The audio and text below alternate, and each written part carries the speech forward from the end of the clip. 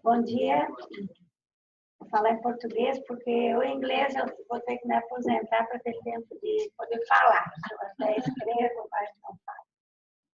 Bom, assim, inicialmente eu só gostaria de justificar o caso que, né, a Simone me pediu para trazer um caso concreto. Eu trouxe assim, os principais problemas, né, que nós temos lá com relação às duas usinas do Madeira. E o Ministério Público, tão logo iniciar os estudos, a gente começou a acompanhar e já percebeu que eles não contemplavam todos os problemas que nós iríamos enfrentar posteriormente com a instalação das usinas. O primeiro deles, com relação às duas usinas, a Santo Antônio está a 9,5 km do centro da cidade de Porto Velho e Girau está aproximadamente 160 quilômetros.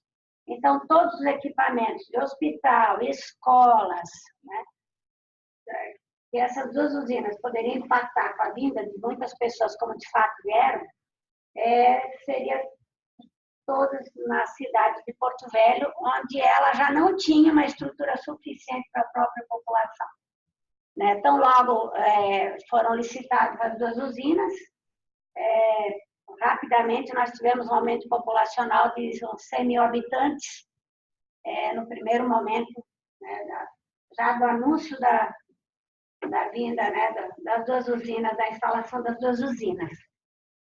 E tivemos logo também problemas com relação até ao processo licitatório, com relação a Girau, porque Girau estudou um local e foi licitado para esse local e após o leilão, no mesmo dia foi anunciado que a barragem seria construída em outro local. Então, a gente já começou enfrentando problemas, inclusive, com o processo licitatório.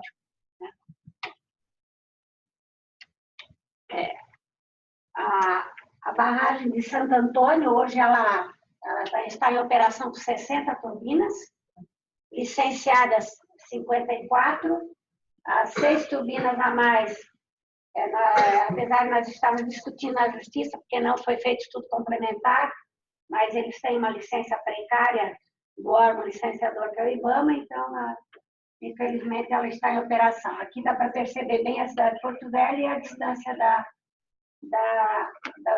barragem. Em linha reta dá em torno de uns 6 quilômetros. Né? Então, os problemas já começaram muito cedo. Em razão desses problemas todos que a gente começou a perceber logo, o Ministério Público do Estado formou um grupo de trabalho. São promotores da saúde, da cidadania, da infância, do meio ambiente, né, da criminalidade. Nós formamos um grupo para acompanhar a instalação dessas usinas. E com esse grupo, o Ministério Público também constituiu um grupo de técnicos. Então, nós temos arquitetos, engenheiros, psicólogos, assistente social, não num número tão grande, biólogos, que dão todo o suporte técnico que nós precisamos, né, para discutir com os empreendedores ou então ajuizar as ações que têm que ser ajuizadas. O diálogo com as duas usinas nunca foram bons, eles nunca foram abertos, nunca disponibilizaram nada. Né? O site do IBAMA é muito ruim de informação, então as primeiras audiências públicas nós já começamos a ter problemas, porque a gente não sabia nem do que se tratava, muito menos a população não tinha acesso aos documentos, né? Então, a gente já teve assim, problemas logo no início com as audiências públicas. Conseguimos judicialmente repetir algumas delas em algumas comunidades, mas ainda assim a linguagem que é falada não é compreendida, né? Dificilmente por nós, que é extremamente técnica, né?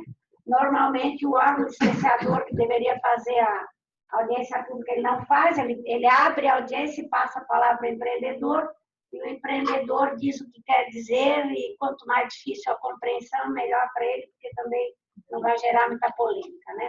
Tivemos audiências públicas que foram super antidemocráticas, porque tinha mais policiais armados dentro do espaço e impossibilitando as pessoas, inclusive, de fazerem perguntas. Eu e o doutor Rafael, do Ministério Público, a gente trabalha muito junto, porque as ações da licenciadora federal, só que as questões são locais. Então, há um interesse do Ministério Público Estadual de minimizar impactos, porque quem sofre é a população. Né? Por outro lado, o Ministério Público, como o licenciadora federal, nós fizemos as nossas ações todas em conjunto e temos essa base então, montada dentro do Ministério Público Estadual. Todas as pessoas que querem reclamar, falar, o que quiserem, nós temos uma assessora jurídica, que é uma advogada, para atender todas as pessoas durante o dia inteiro. Não precisa agendar nada. Então, a gente tem esse acesso às comunidades, eles têm com o Ministério Público, nós vamos a campo, então a gente estabeleceu com eles uma relação bem boa e de confiança com as pessoas que foram realmente muito afetadas pelas usinas.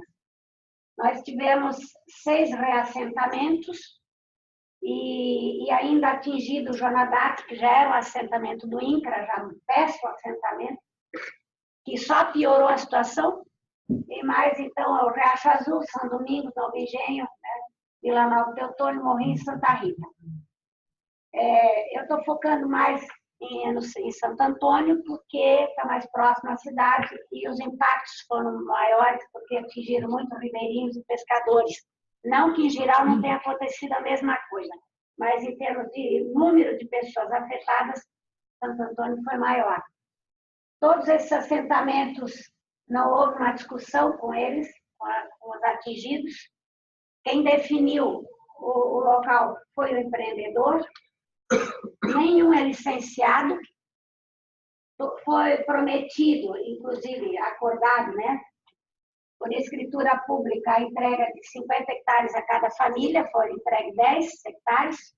Os 40 que seria correspondendo à reserva legal até hoje não foi e não tem nem terra onde a Santo Antônio adquirir para fazer, né, concluir a negociação que fez.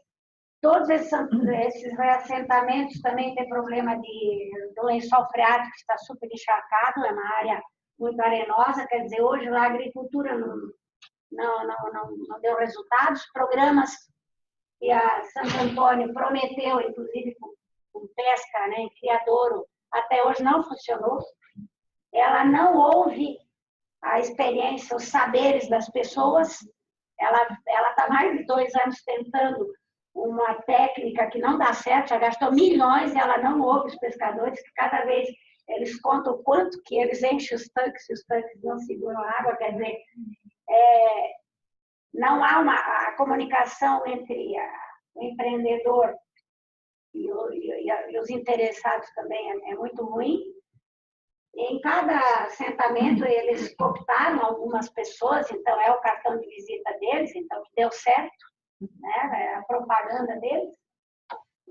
E, então, assim, a qualidade de vida caiu, né, vertiginosamente, porque antes eles viviam, talvez não tivessem uma casa que eles têm hoje de alvenaria, mas não era isso talvez que eles quisessem, eles queriam continuar no modo de vida deles. Hoje eles ganharam uma casa lá cheia de problemas também, que a gente já teve que, inclusive, ajuizar a ação que quebra a parede, quer dizer, material de péssima qualidade, até nisso a gente teve que intervir.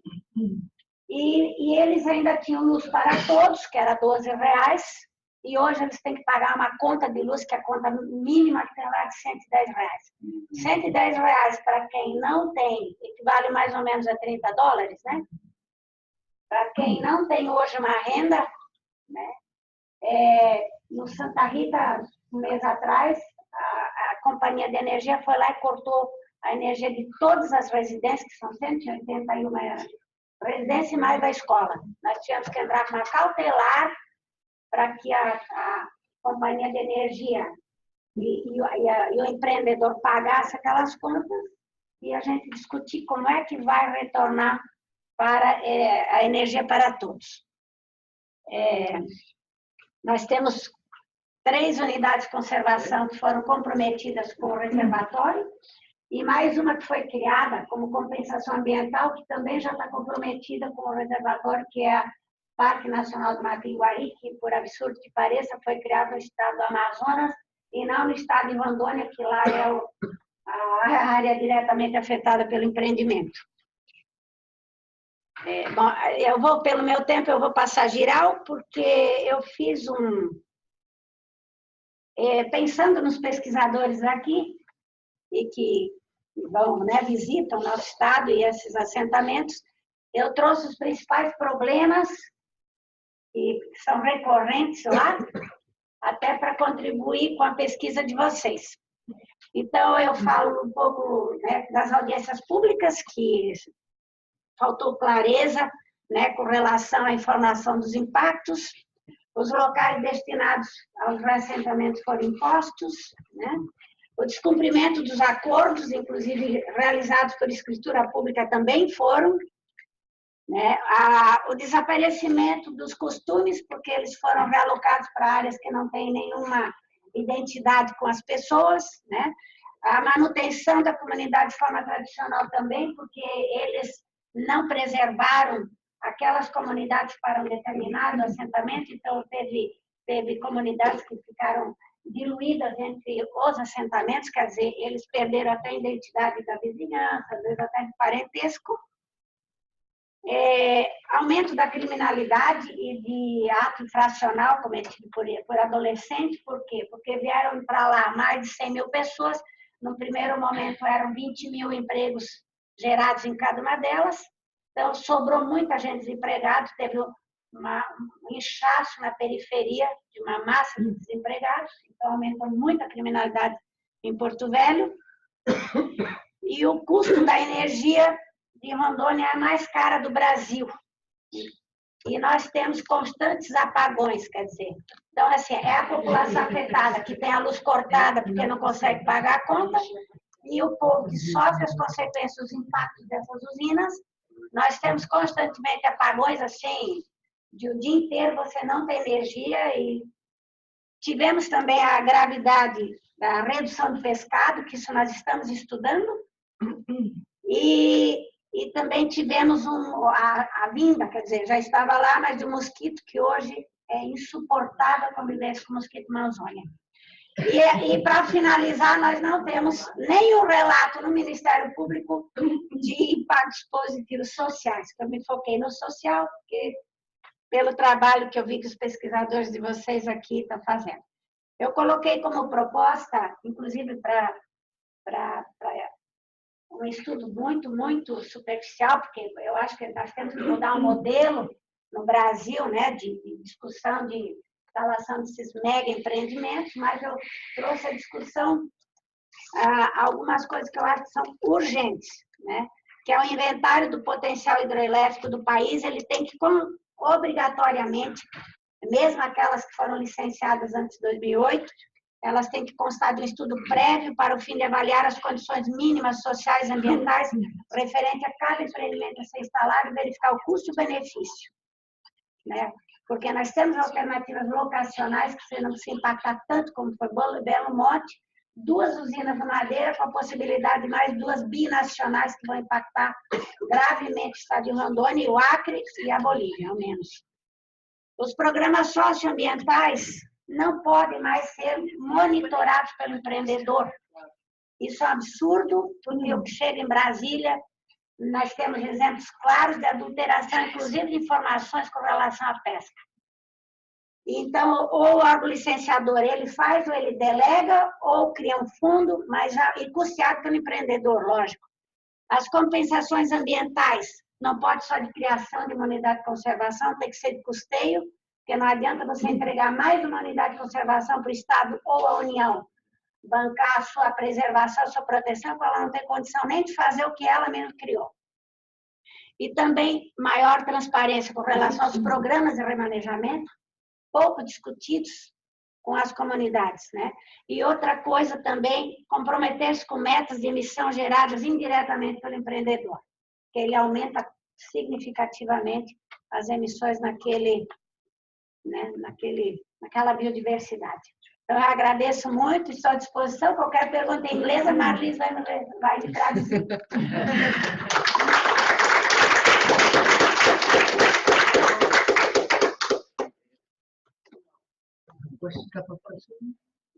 2 preguntas, nada más.